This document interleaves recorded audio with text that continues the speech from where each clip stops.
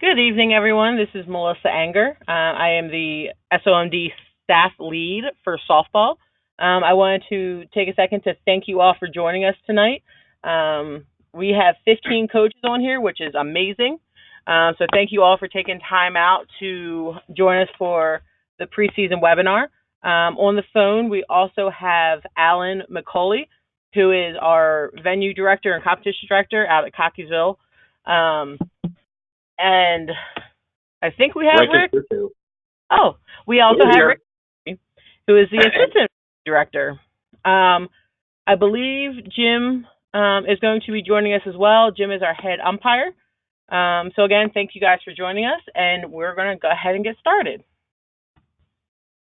So I just did the introductions.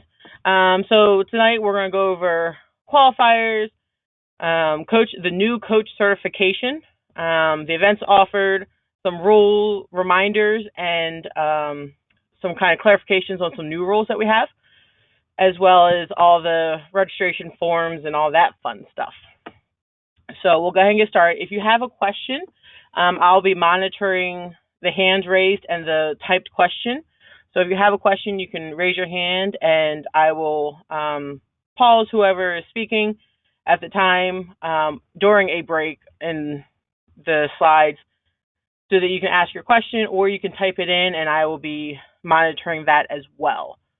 So again, if you have questions, you have those two avenues, or you can hold it till the end when we have the questions.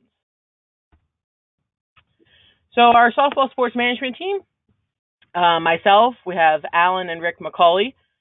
We have Jim, who's our head umpire. As of right now, was just Bob Golden, who's a Montgomery County traditional coach.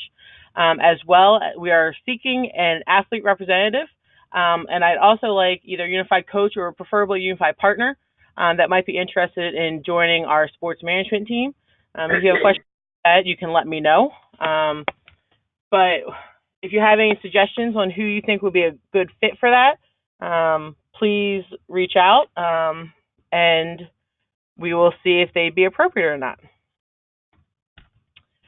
So something I want to start with before we got going, the softball NIT is happening August 15th through 18th. We just got this information this morning, I think, or late last night, one of the two. It will be held in Nashville, Tennessee this year. This event is a lot of the high-level teams from the country will come to this. Just to kind of give you a little background on it, when we went to Seattle for USA games, we followed the advancement correctly, and we had two Maryland teams that were a little lower ability, and it was not a very good experience for them out there. They had a great time, but the skill level was a lot higher than they were expecting. There wasn't many teams to match them. So this is kind of the same thing. It's going to be very high-level teams. We've sent a couple teams in the past. They've done extremely well. They are some of our higher-level teams. The cost, which is going to be a little bit more, it was a lot more actually this year than it has been in the past. They're still working on sponsorships. So without the sponsorships, right now the cost is going to be around $1,000 to $1,500 per person, per delegate. So that includes coaches, if you're unified team partners, athletes, volunteers that are registered members of the team. It will be about $1,000 to $1,500 per delegate. So that includes $250 registration fee, which includes the lunches for each day, Friday night dinner, the special events, and the awards.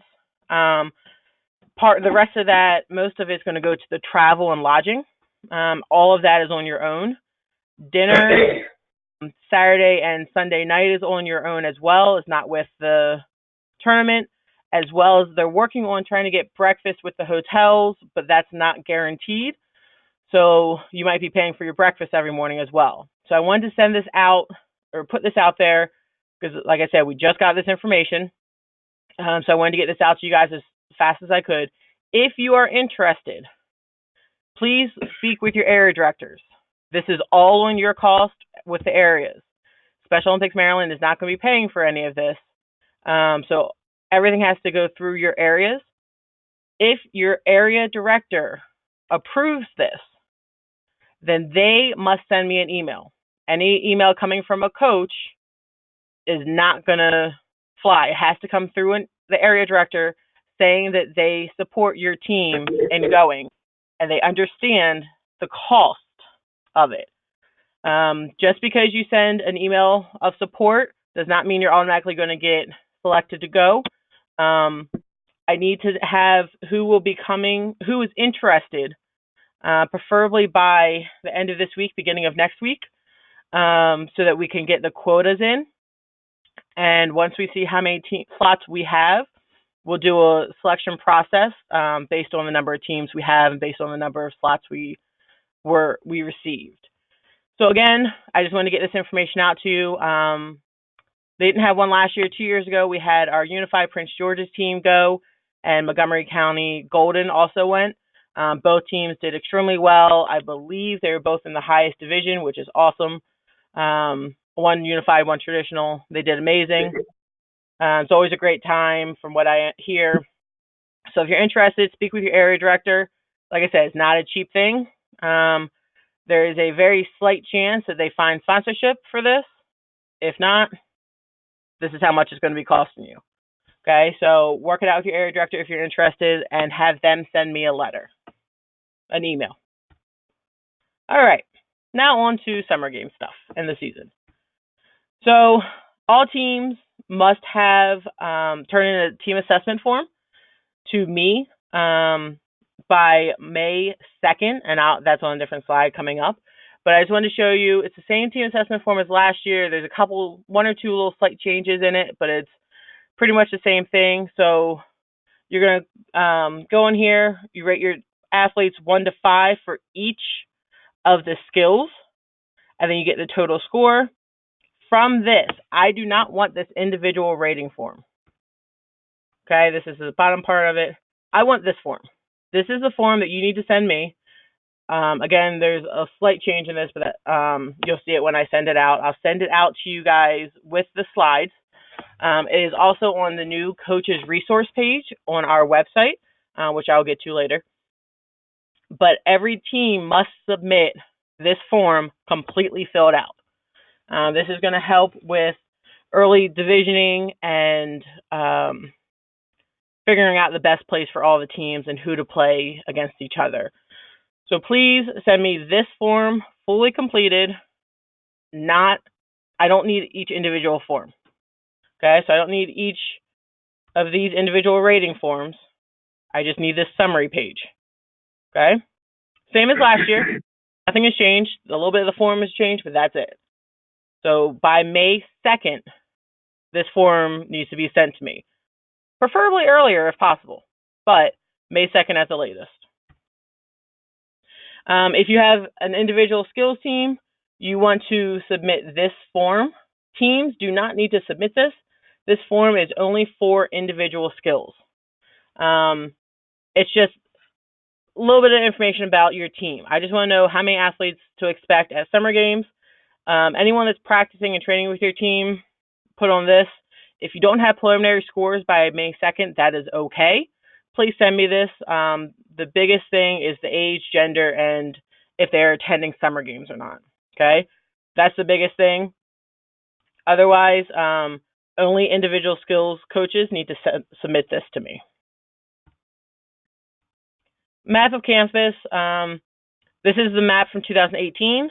As you can see in the bottom left-hand corner, the softball field. From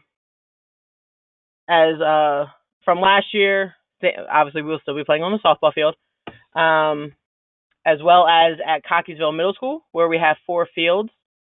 Nothing has changed there. As of right now, individual skills will be at Cockeysville, just like last year, but that is still tentative. Once we figure that out, we will let you guys know. All right, qualifying for the state tournament. Same as in the past, all training and requirements must be met, all the deadlines, as well as having all coaches complete the required certifications, which, again, I'll go over in a minute.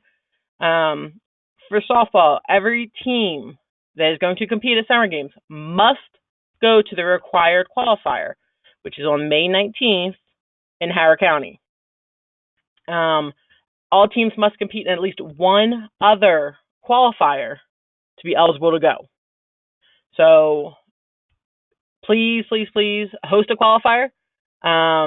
You only have to go to one sanctioned qualifier plus the required, and your team is eligible to go.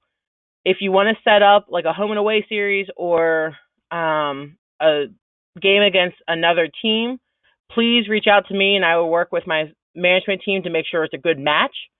You can't just play anyone. We need to make sure it'll be a decent match for your team, because otherwise there's no point in playing, because that doesn't help with divisioning at all.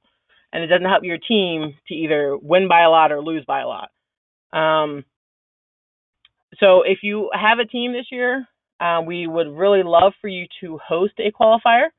Even if you just have one other team come, that counts. If you need help getting umpires, still in basketball mind, we can help with that.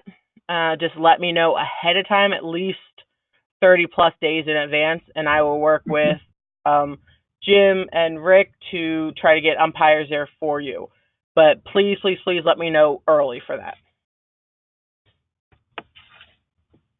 Melissa, go back one quick. Yep. Guys, just because it says minimum one additional qualifier, please keep in mind the more qualifiers we have, the better we can get an understanding of your team to be able to help do the divisioning.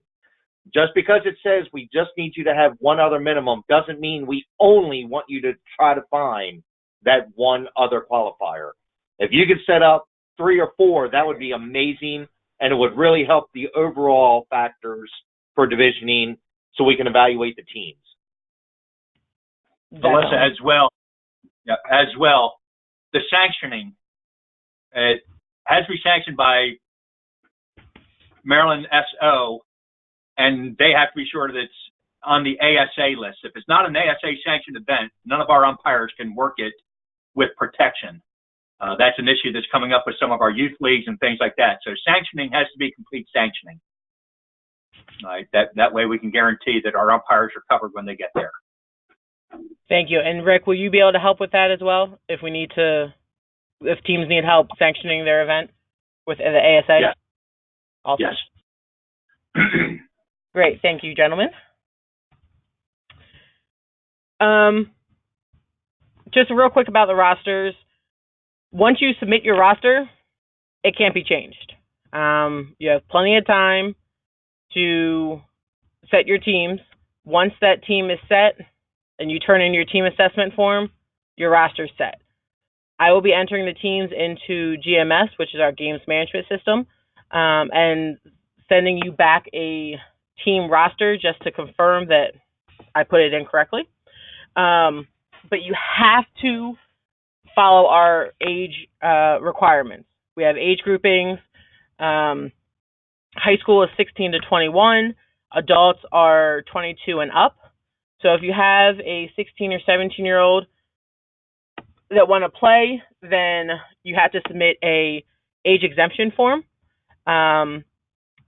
If just because you submit the age exemption form does not automatically mean that they are approved to play. Please do not put the same explanation for all of the people that do not fit the age requirement.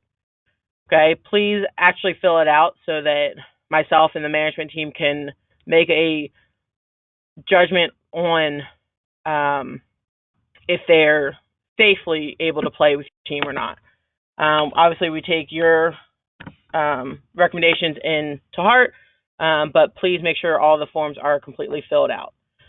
Rosters must have a minimum of 12 players on it with a maximum of 16. So don't send me a roster that has 18 players because that's going to get declined. If you have under 12, again, it's going to be declined. So please make sure you fit somewhere in these roster requirements. As we mentioned, in order to count as a qualifier, you must follow the correct rules, have certified umpires, be sanctioned with SOMD and the ASA, as Rick mentioned. You must have medical on site, must have the correct uniforms. Please don't show up in jeans. If you have an athlete there in jeans and we see them, that athlete will not be playing until they get into the proper uniform. Ideally, 3 or more counties. We will accept 2 counties there if it's a good matchup, and only if it's a good matchup. If you play a game that's not at a regular qualifier and it's just you and one other team and we did not approve it, that does not count as a qualifier. Okay, so please make sure you get that matchups to us early so we can say yes or no. Any failure to adhere to any of these qualifications will null your event. As of right now, we only have the date for the Howard County required qualifier, which is, again, that is supposed to be May 19th, not May 1st. We have, that I know of, 2 to 3 other qualifiers. I believe Frederick County is looking to host a unified only qualifier, which is great. I don't have any of those dates yet. So if you're going to host a qualifier, and we really strongly suggest all teams and areas host at least 1 qualifier, if not multiple, please get me those dates as soon as possible. Once I get those dates, I will send them out to all of you, and you start registering for them. All teams are registered for this event, for the required qualifier. So no need to register for that, send me emails or anything like that. Everyone is registered.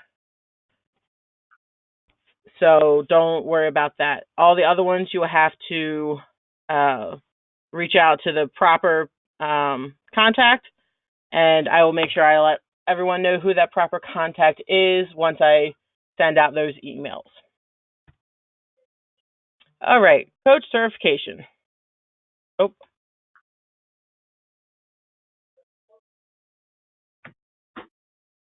Jim, you are self-muted. Did you have anything that you need to say? Nope. I'm just listening in right now. Well, thanks for joining us. Sorry, I was in another meeting. That's okay. We do have a quick question before we get on to the coach certification. So, Bob, you are unmuted. I'm losing audio for some reason. I'm not sure if it's just me or it's across the board. I will bring the phone closer to me. Maybe that's the problem. I hope. It's all good on this end. All right. Well, this will be sent out again in tomorrow. So if there's questions, or if you need me to repeat something, just raise your hand and I can repeat whatever I said. All right. So we're gonna go on to the coach certification, which, again, as I sent out my emails earlier this season, well, earlier in the year, we have a new process for coach certification and new requirements. All head coaches, partners, athletes must have the correct certifications prior to the season. So we're going to be a little lenient with since this is new for the season, you must have the proper requirements by May 5th or 6th, May 6th. So all head coaches must have Class A certification and background screening. They must have their protective behaviors, online concussion training, as well as the sport specific certification. So if you go through any of our in-person or webinar trainings, that counts for your sport specific, as well as I'll have a list from a website, the ASEP website shortly, that also offers that, but those do cost money, so those are not free. All these certifications are good for 3 years, so that's a great thing. If you did it last year, you're good for another 2 years. So the coach education and development progression. This amazing slide and was made by Janet Larimore from Howard County. So I wanted to give some props to Janet because this is an amazing slide. It looks very pretty. It has all the information that's needed on here. So please, please, please take a look at this when I send this out tomorrow. You need to have at least one head coach on your bench or your team cannot compete. So you need someone, at least one person, preferably more, just in case something happens, that meets the head coach requirements, or your team is ineligible to compete. With the assistant coaches and head coaches, you must have coaching Special Olympics athletes or coaching unified sports. So if you're a unified coach, please make sure you take the Coaching Unified Sports training course. It's online. That one is free. It takes a little more than an hour to complete, but it is a great course. So please, again, take a look at all this. All these are good for 3 years, all these certifications. So please take a look at this. Make sure all your coaches and volunteers and everyone is meeting these requirements. So this slide is just, this one and the next one, are all coaches or individuals that were involved with Special Olympics in 2018 that have a current or expired softball certification. So this is the softball sports specific certification that we have on file. So take a look at this. We also have another page I'll go to in a second. Make sure all your coaches are set. So this is page 2 of the last one. If you don't see your name on here, work with your area leadership, or you can send me an email and I will let you know what is needed. Coaches trainings. We have, as I mentioned earlier, we have a new SOMD coach resource page, which I can update, which is kind of a scary thought if you think about it.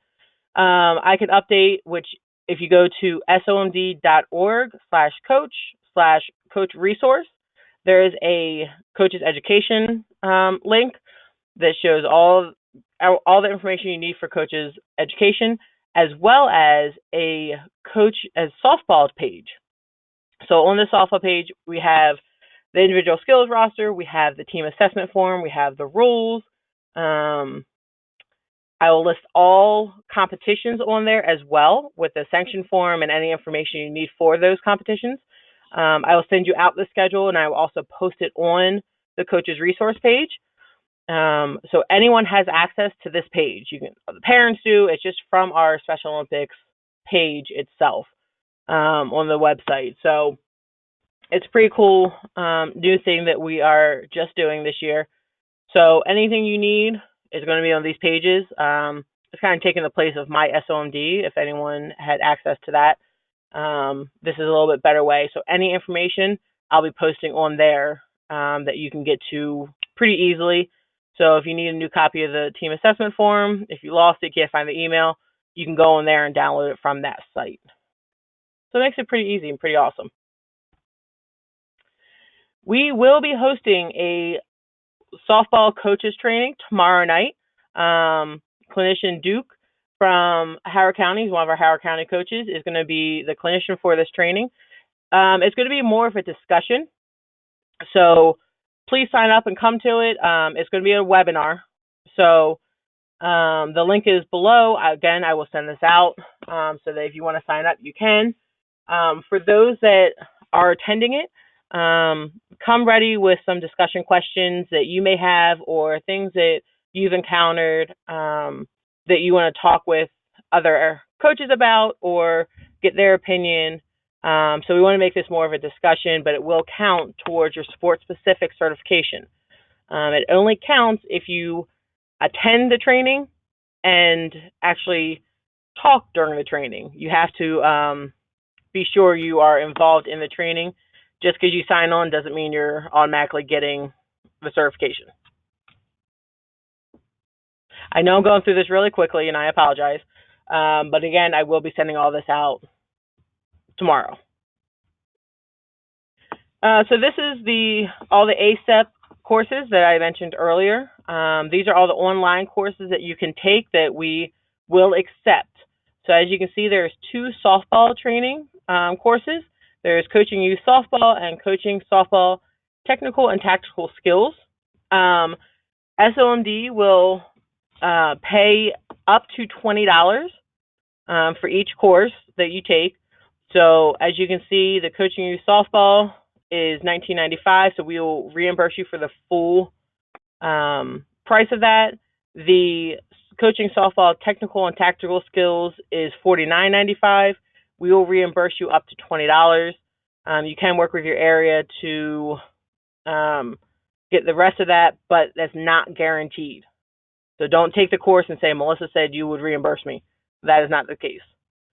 So if you need a sport-specific certification, you can't go to the webinar tomorrow night, you haven't gone to any of the other ones, you can do it right here. The website is up at the top of the page. I know it says Coaching Youth Softball, and all of our teams are adults. That is okay. We will still count it. Oh, to get reimbursed for this and to get credit for these courses, you must submit to coaches@somd.org. You must submit your certificate showing that you completed, or the email showing that you completed the course and passed the course, as well as the receipt, and we will reimburse you and give you credit for the course. So just a heads up on that. Again, I'm not going to go through all these, but an approved course, like I said, you can do the live in-person trainings, which thank you, Bob Golden, who did a training at Georgetown Prep on February 17th. So he did the in-person for us. Again, Duke is going to do the webinar coaches training tomorrow night. So thank you for that in advance. As well as any of these other courses, reach out to me first to make sure it's approved. I'll work with my management team to say yes or no if it's approved or not before you take it, because I don't want you to take it something that's not going to be approved. So if there's something that's not on our list and not one of our 2 trainings or the ACEP course, one of the ACEP courses, reach out to me before you do it to ensure that it will be counted towards the trainings. General coaches trainings, as I mentioned, coaching Special Olympics athletes, principles of coaching, unified sports course. So if you have the unified team, please, please, please take this unified sports course. It's a pretty good course, and it's actually really cool because some of our schools from Frederick are featured in it. So it's a pretty cool thing that it's a course used around the country, and some Maryland athletes are featured. This is just a link to the coach's concussion course. You can take one of the 2. For all of this, please make sure you send an email to coaches@somd.org with the certificate showing that you completed. We do not get a list of people that took the course. For Protect Your Behaviors, again, just want to send you the link. It takes 10 minutes. It's free. So the concussion is free as well. That should not say Automatic. It should be coaches@somd.org. So send that to coaches@somd.org showing that you completed the course. This one we actually do get reports for, but it's faster if you send us the screenshot or certificate showing that you completed the course. All right. Now that you've heard me talk for a half an hour, I'm going to pass it along to Alan. Alrighty, evening everybody. As always, events for state competition, for the individual skills competition, base running, throwing, hitting, and fielding. We have our traditional slow pitch team competition, our unified slow pitch team competition, and any athletes on your rosters may only participate on one team.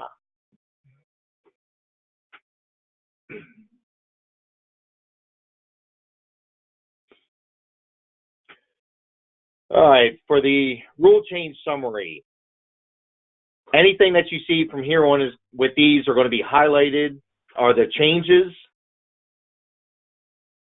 I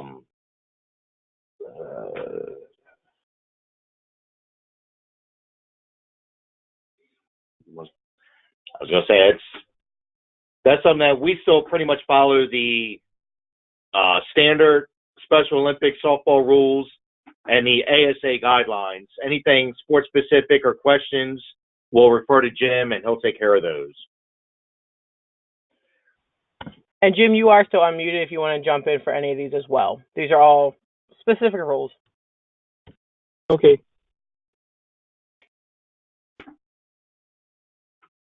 Jim, I'll just let you handle the rules factors.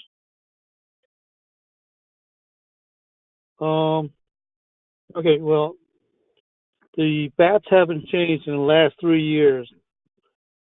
But I do have I can send you guys a copy of the latest one, if anybody needs it.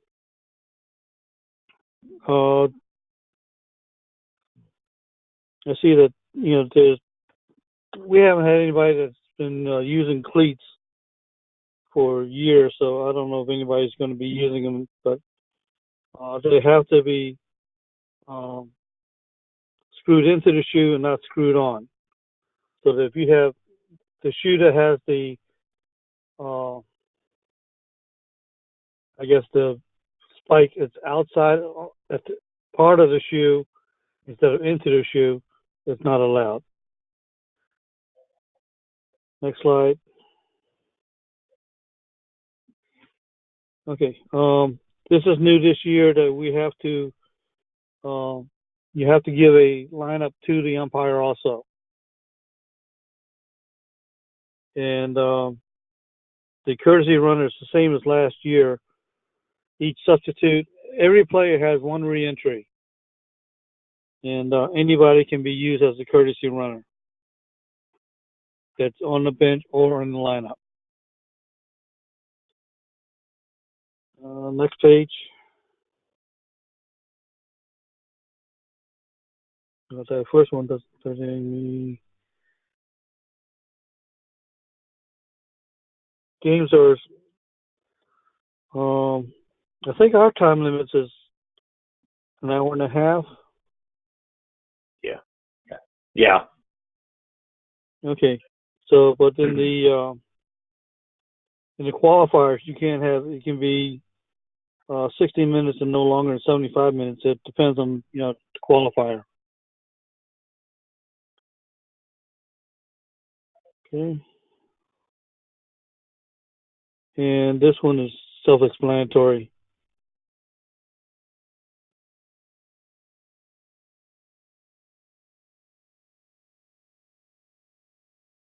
And this is a shorthanded rule.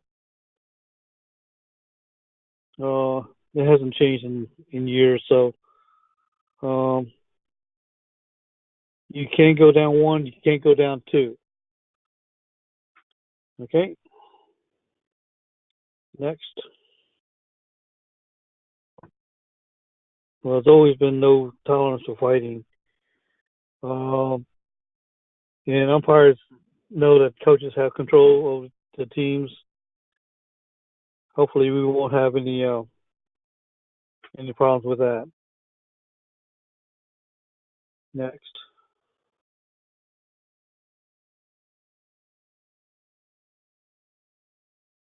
Everybody starts with a 0-0 count and no courtesy. 15 and 12 runs are the run rules.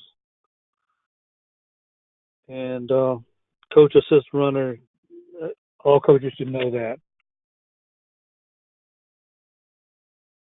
Next. Courtesy runner, I've already talked about that.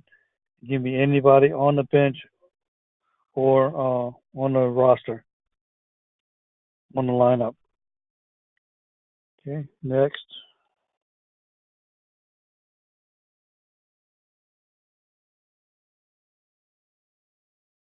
Are we using 1 hour 15 or are we using an hour and a half?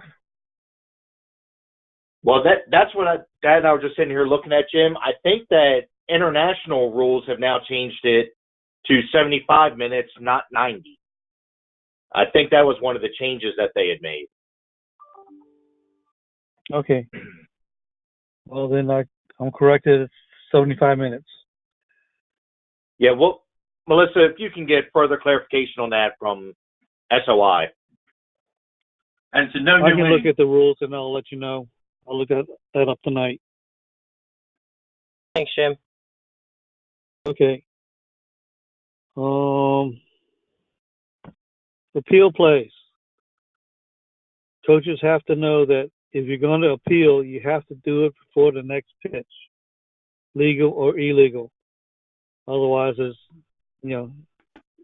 the play stands. Okay, next. Jim, let's hold up on appeal plays. In the past, we've had coaches come out and say, I want to appeal that play. And normally what's going to happen is an umpire is going to stand there and look at you.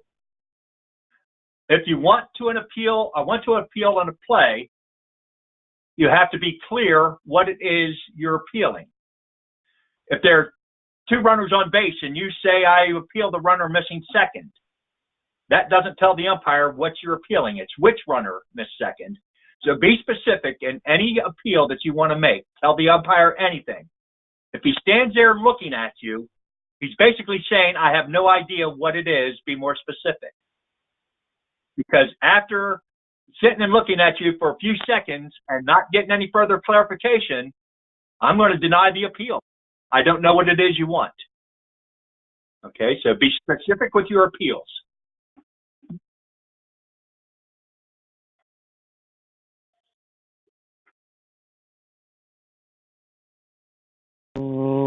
This is the uniform rule, so that's okay. The ball is covered in the bat list. Okay, next.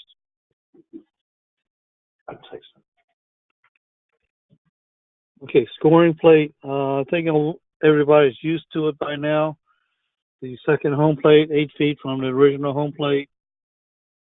And the commitment line, which is 20 feet from the home plate. Once they cross that commitment line, it has to be 1 foot completely across. If they go back, it's an automatic out once they cross the commitment line. If they touch the original home plate, that's an automatic out. The catcher cannot tag the runner or tag the second home plate. The runner is safe at that time.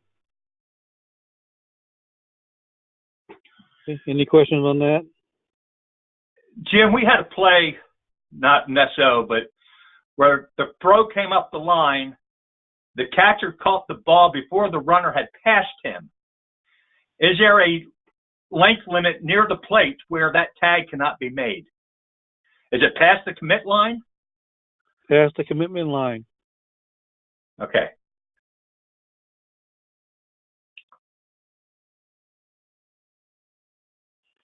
So the catcher catches and tags the runner after he has passed the commitment line. The runner is safe. Okay.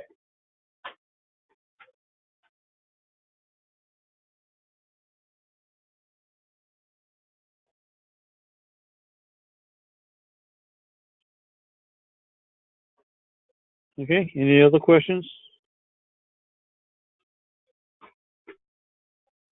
Great, thanks, Jim. Okay. The diagram, obviously, of a field. You guys all know Yep. what a field looks like.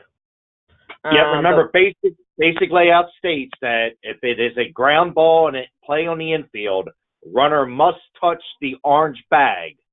If you touch the white bag on an infield play, you will be called out. That's if there's a play at first. If there's no play at first, then there's no appeal for touching the orange bag.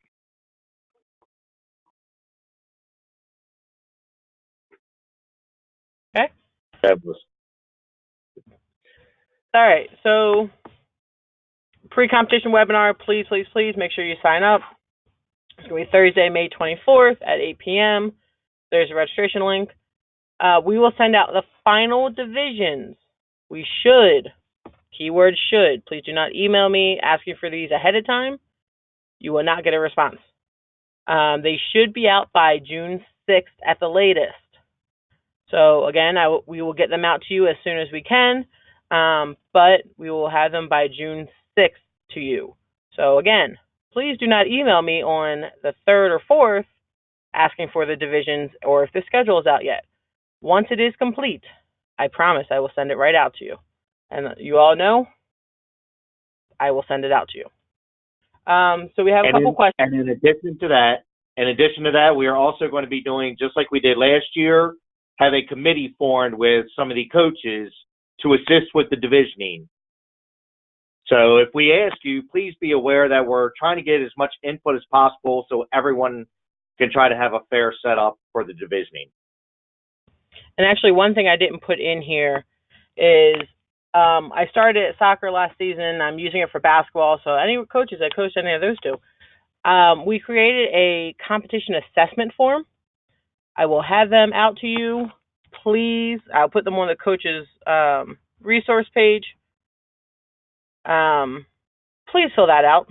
It's just asking for your input. The more input we can get from you guys, if we can't see a game or if we don't make it somewhere, the more input we can get from you, the better. So please fill that out. Again, I don't have it up, but if you coach one of the other sports, you've seen it already. It's a very simple form. It's just asking if you think that team is a good matchup, no, and why. So we do have a couple questions. Alex from Anne Arundel asked, if catcher tags runner, is it delayed dead ball? On what type of play? No, Alex, it's not a dead ball. Ball is still live. Okay, Alex, you're unmuted. So go ahead and talk if you need to explain a little bit.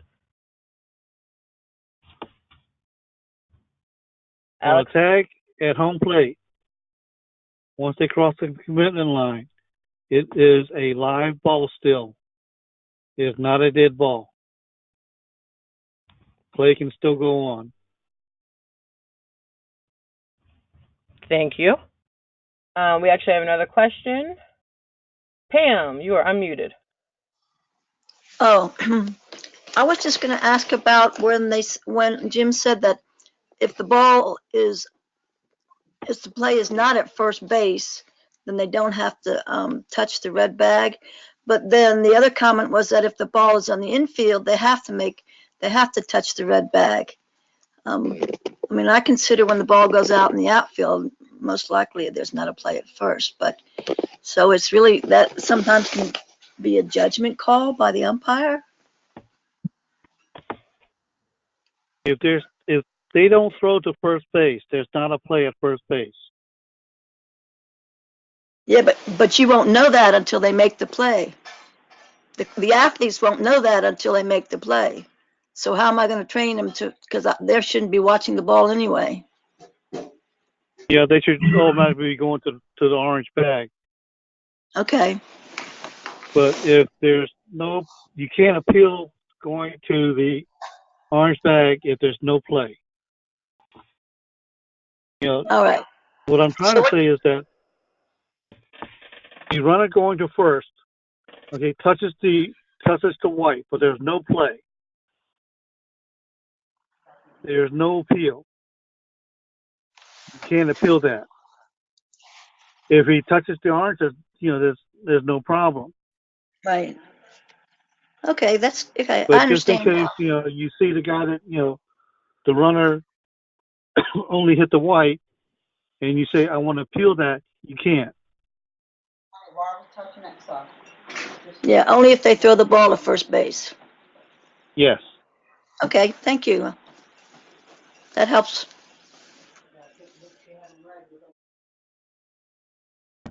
All right, we have one more question. Duke, go ahead. Yeah, just I guess for training purposes, obviously we've been discussing the rule about the base at first base, but just a suggestion to coaches is to train everybody just to use the red bag automatically. I mean, it's just As far as, the players could be confused if we tell them when not to and when to use it. And it's just for, as a habit and repetition, I'm going to encourage my players to always use the red bag for safety purposes also. And then, depending on the play, then the umpire, if somebody makes a mistake, then the umpire will make the call, the correct call based on whatever the circumstances is. But just as a habit for training and safety to all, I would encourage the habit of training people to automatically run to the red bag. Great. I'm thanks. all for that too.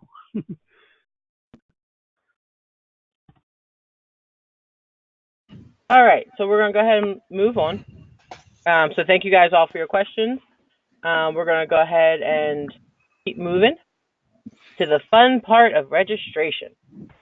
All right. I shouldn't have to repeat this, but I'm going to anyway. In no manner should any athlete, volunteer, coach, anyone, a Special Olympics program without a valid medical or current volunteer form. Okay? If they don't have the proper paperwork in, they should not be on the field, practicing, playing, anything, until all their paperwork is current and up to date and turned in. Okay?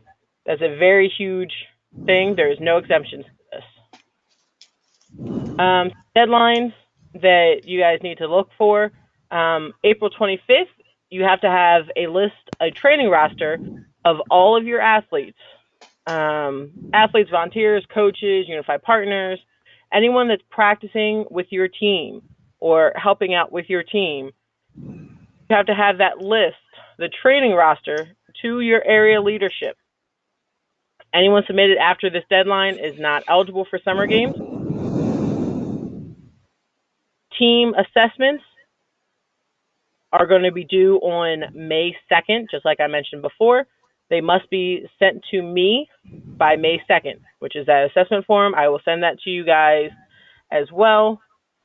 And again, it's on the coach's resource page. So that needs to be completed by May 2nd.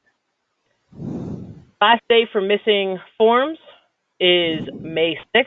So if you have someone that their medical or something expires during the season, they have to have a new one turned in by May 6th.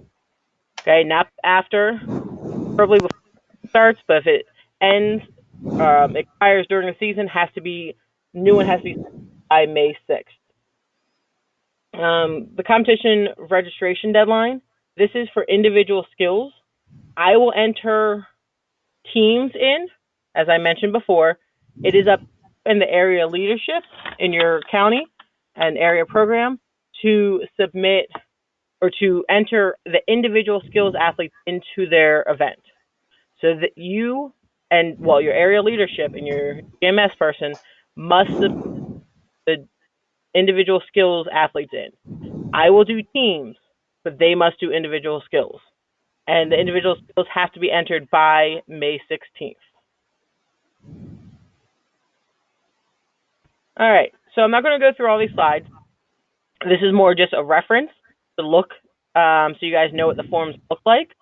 A big thing to mention is all the forms started in 2016. These are all the new forms from 2016. Those are the only ones we can accept for now on. If you submit an old volunteer application or an old athlete medical, it will not be accepted. It will be bounced right back to your medical person and not accepted until the new correct form is filled out. This is what the medical form looks like. It's 5 pages. Sure, they are all entered correctly and finished, completed fully before you submit it to the state office. So again, just going through the pages so you know what it looks like. Final page is the waiver. So for the coaches and volunteers, and this includes unified partners, you must have the volunteer application. 2 pages. Page 1, Page 2. If you have a unified partner or volunteer that is under the age of 18, they must also complete the student minor volunteer reference form. Okay, this is a very big thing. Your volunteer application is not accepted if this is not filled out as well if they're under 18. Okay, insert reports. You have an injury, you have a behavior issue, anything like that.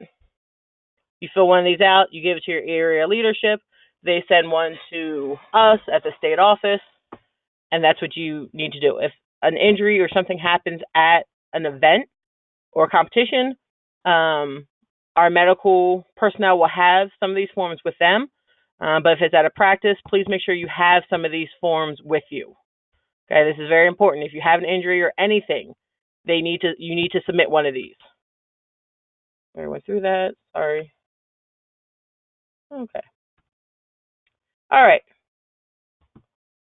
Any questions?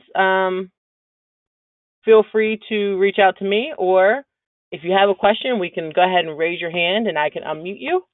If you have a question for the group or for Jim or Rick and Alan, go ahead and raise your hand and I will unmute you.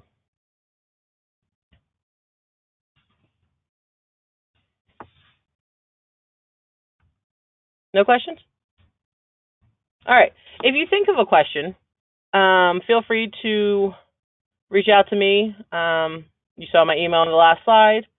Please, please, please do not give my phone number out to athletes.